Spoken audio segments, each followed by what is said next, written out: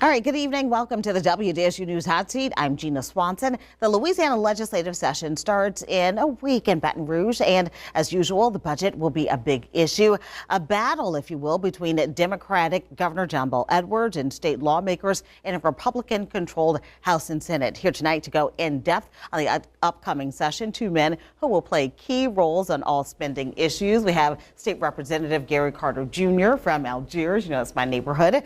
He sits on the Appropriations Committee. We also have State Representative Cameron Henry from Metairie, who chairs that same committee. So let's just jump right in, gentlemen, shall we? Sure. Yes. Thank you for being here with us tonight. Okay, so Representative Henry, for the last few years, we know that folks have been at odds with the governor over his budget.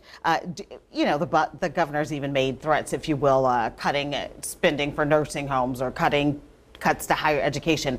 Do you foresee that kind of battle playing out this year? Well, we'll always have lively debates about the budget. I mean, that's one of the, obviously a key part of the state, if not one of the most important. So I think the governor has his priorities, House members will have their priorities, and Senate members will have their priorities. We'll always have lively debates about it.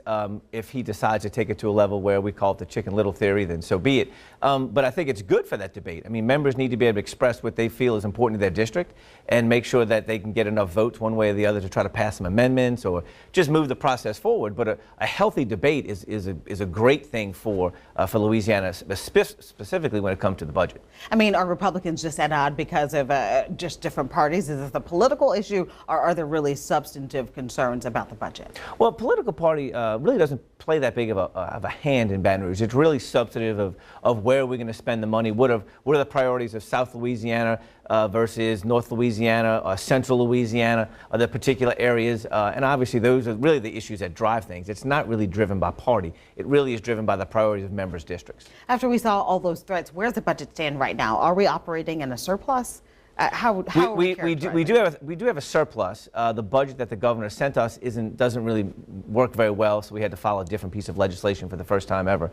But it looks like we'll have enough money, I believe, to go around to cover everybody's priorities, while also really being mindful that we have a sales tax rolling off in a couple of years that we have to start preparing for.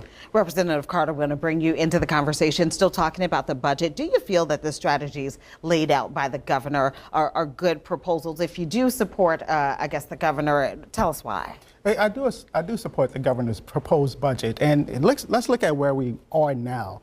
3 years ago, when you became chair of appropriations following the general years, 1 year we had a $1.6 billion deficit, $2 billion deficit, and now not only do we have a stable budget with our credit rating improving, now we're talking about how big is our surplus, whether or not our surplus on the very conservative side is $84, $85 million, or whether or not our surplus is $134 million. That allows investment in education, and that allows us to do teacher pay raises and invest in education and higher education throughout this state. So yes, I'm supporting the governor. Look at how he has turned the state around following the horrible years, following the general years. Well, you heard Representative Henry say earlier that he didn't think that things were necessarily politically motivated when it came to these battles in the legislature. Why is it so difficult for Democrats to get things done? Well, I think it's pure politics. I mean, we have a governor who's doing great, and he happens to be a Democrat, and he's one of the few Democratic governors in the South, and I think that's a large part of the resistance.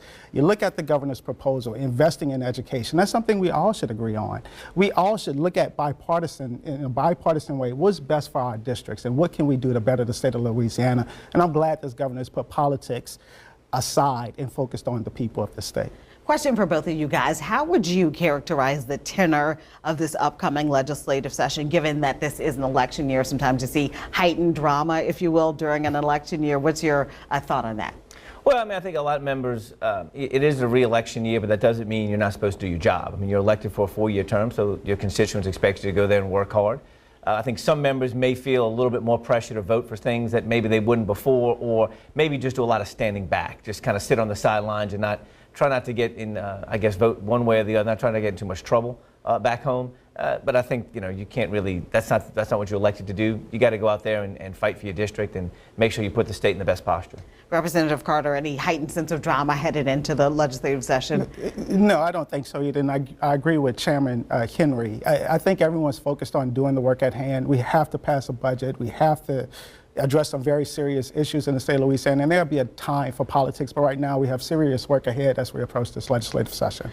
You know, a lot of people have been working in the legislature for years at this point in this upcoming election. What does it mean, if anything at all, that almost 70% of lawmakers are termed out this time around? I mean, will that play a role in the session at all?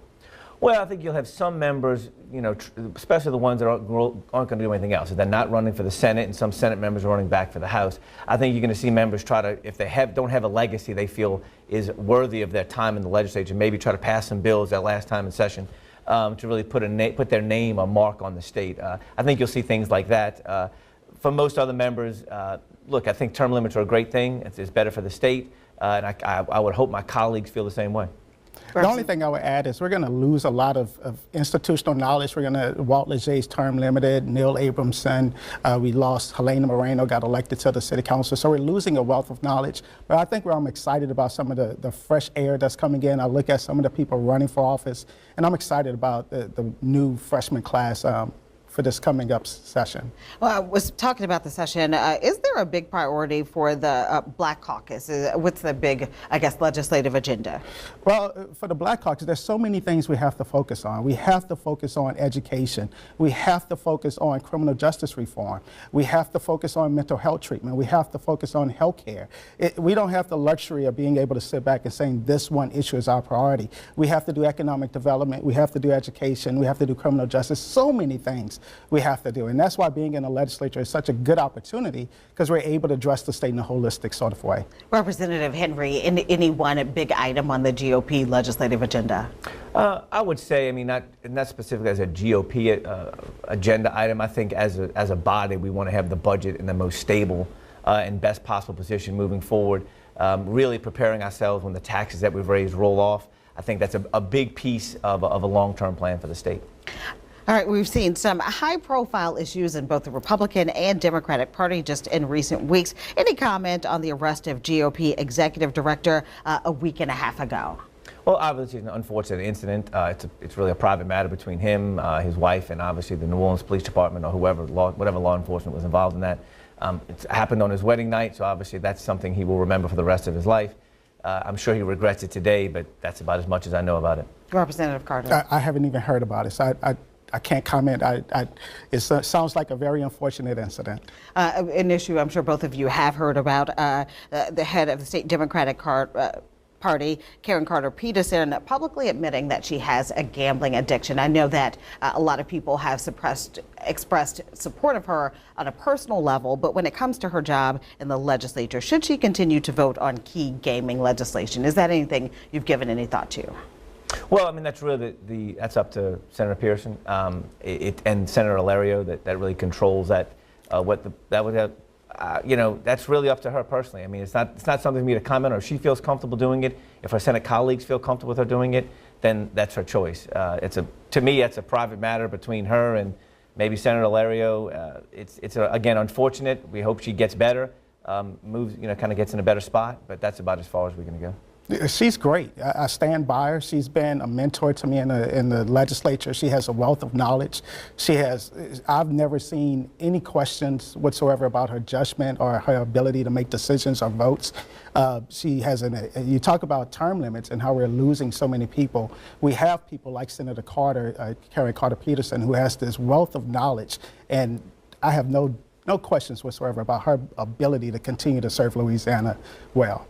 All right, guys, and final question for you guys, talking about the legislative session. Any priorities specifically for Jefferson Parish and the people you represent in your district? Well, Jefferson Parish always has issue with drainage. That's a big piece of the puzzle. We're always looking towards an economic development, lower taxes. Those are the three things we're going to push for. And Representative Carter, anything big for Algiers or out of New Orleans? Certainly. I mean, economic development is always key. How do we grow jobs? How do we better our schools? And how do we also make certain that we're ready for hurricane season and our sewage and water board system is up and running fine?